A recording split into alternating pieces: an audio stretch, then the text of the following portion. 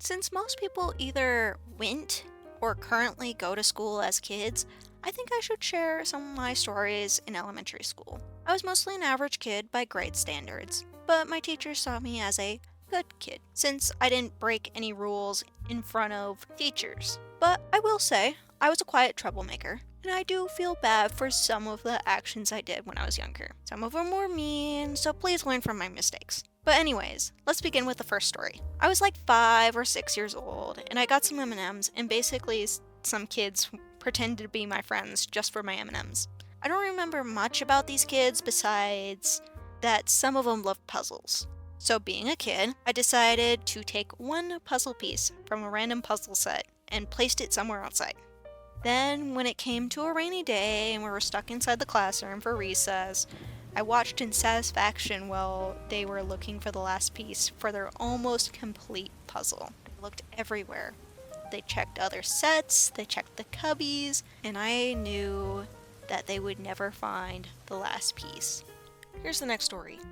I was like 8 or 9, and this is a story when I cheated on a spelling test. The reason why I cheated on the test was really dumb. I don't even want to mention it. I had simply placed my cheat sheet spelling words inside my desk. So I was doing this spelling test, checking my desk, cheating, and doing well on this until I was caught by my friend sitting behind me. I didn't realize that I got caught until later at recess when my friend told me that she saw me cheating. However, she didn't snitch on me, and I'm very lucky to have a friend like her at the time, because I could have been caught by anybody. Since I'm now, years later, I don't think the school will do anything, and I think most people don't care. Spelling test, whoop-dee-doo. Anyways, this next story happened a couple years later.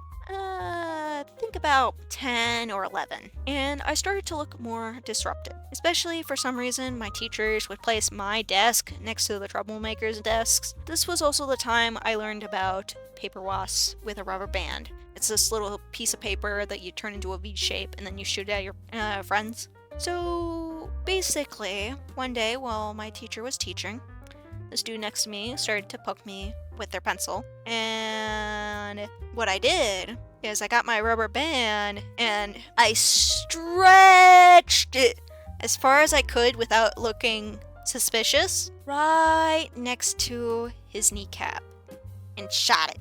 The noise that this dude made was like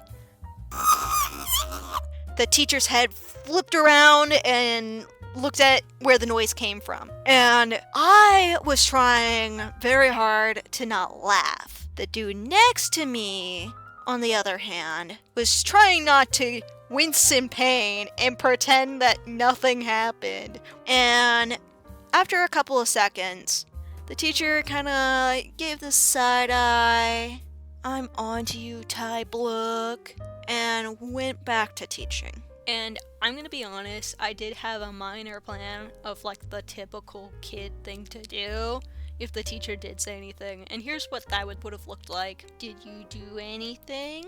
No. Are you sure? Yes.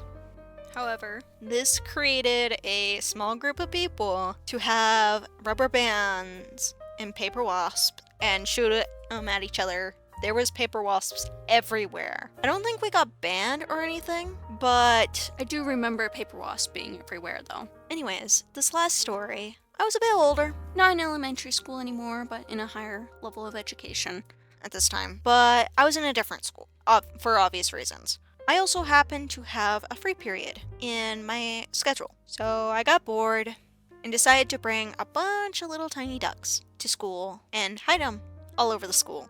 I know they aren't going to find them all. Partly because some of them were in cracks and I tried to put it in and it kind of went whee!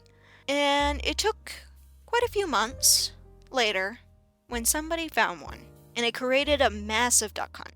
But with how most hunts work, you end up finding the easy ones and then you forget about it until later. Mainly when somebody does something like change a ceiling light, and they end up checking all the ceiling lights to see if there's any more tiny ducks. I mean, I don't go there anymore, but I like to think that they're finding them years later. It's a little funny to me. It gives whimsy. Anyways, guys, this is your friendly reminder to drink some water. And that's all for now. I'll see you guys next time. See ya!